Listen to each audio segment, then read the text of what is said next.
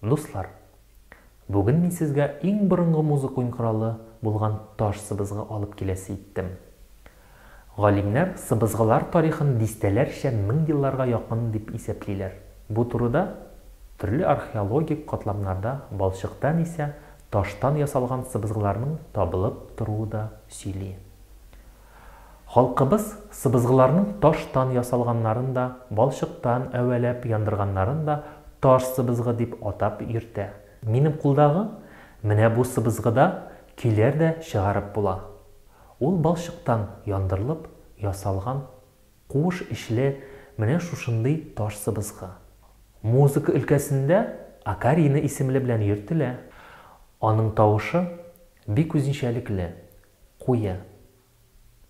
Таш сыбызгыда һава агымы көпшәдәге кебек бер башыннан китеп, икенче башы аркылы чыгып китми. Киресенчә, һава агымы сыбызгы куышында җыйнала һәм аваз чыгару тишемнәре аркылы узганда музыкаль аһәңле көй хасил ителә. Аваз барлыкка килүдә таш сыбызгының үз стеналары яңгыравы да кушылып китү бәрабәренә әлеге музыка уен коралының көйе үзенчәлекле, серле, сихри, яңгырашлы исәпләнә. Безнең борынгы төрки бабаларыбызның бу уен коралының үзенчәлекле яңгырашын дәвалау магиясендә дә кулланганнар.